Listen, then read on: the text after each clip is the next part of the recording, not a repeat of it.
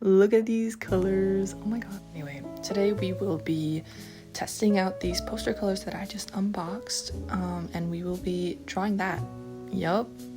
I recently watched a bunch of Studio Ghibli movies, and one of them was this one, Howl's Moving Castle. This is one of their scenes if you haven't watched the movie.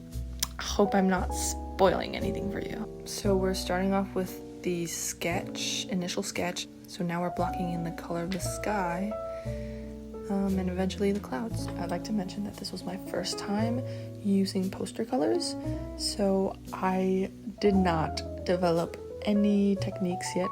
I was just watching a bunch of YouTube videos, finding out how Ghibli animators painted their backgrounds.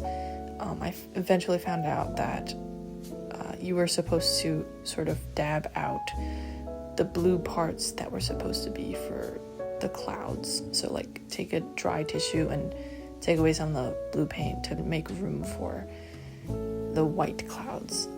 I didn't realize that, so now my clouds are slightly blue. This paper is also not made for lots of water. You can see that it's slightly peeling. Whew.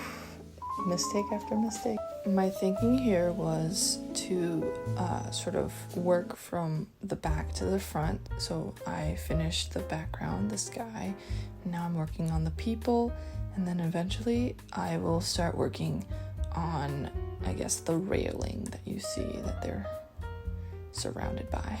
Look at me trying to fix my mistakes with white. Ugh, such an amateur. Something that I'm not really used to about poster colors or gouache in general is that the colors tend to dry a different shade. So Howl's pants are white and I am painting in the shadows, but as you can see, it's a lot darker once it's dried. I will go in and fix that later, but you know, that's just extra work compared to me being used to oil paint, a medium that never changes color. Also, can we talk about how dangerous this contraption is on the castle? Like, they're up in the sky, like really high somewhere, and the only thing that's keeping them up there is this really thin railing without any seatbelt or whatever. Howl is great and all, but my goodness, I would not trust that. I would not trust him if he did this to me.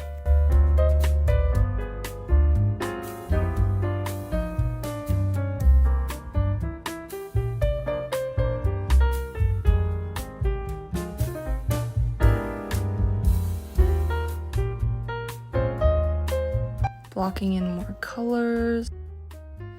I really like this shade of pink.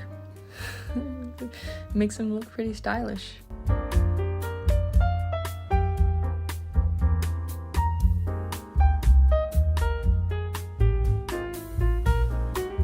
Oh my gosh, you can see here in real time the shadows on her dress are actively getting darker as they dry. Oh my gosh, I was like, oh, what the, wait, why is that so dark?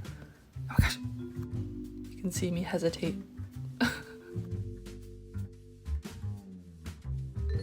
So I'm focusing more on the details now. The shadows, little buttons, just little tiny things. This new shadow color is slightly lighter than before, and you can still see it turn darker.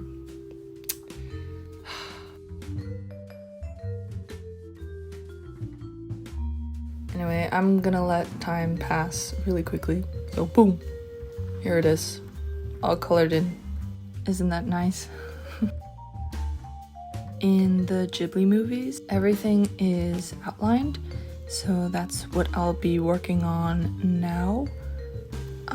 I realized that the pen I was using, although it's a micron, it's still a little bit too thick for the size of the painting. I had no other choice though, because all my micron pens are dead, except for this one.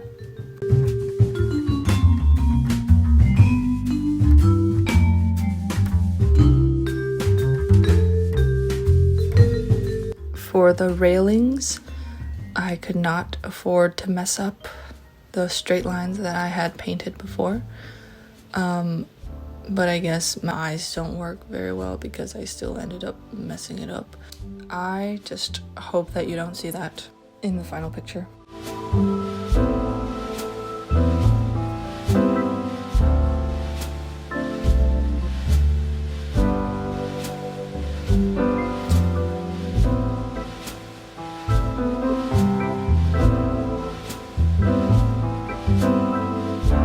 Finishing touches. We are officially in the final stretch of this study of Howl's Moving Castle. I think overall this took about maybe 2 to 3 hours. I actually filmed this back in April. I just never posted it. I guess now is the perfect time because I have nothing else to do. Actually, I am lying. I have so many things to do. I just needed to get this over with.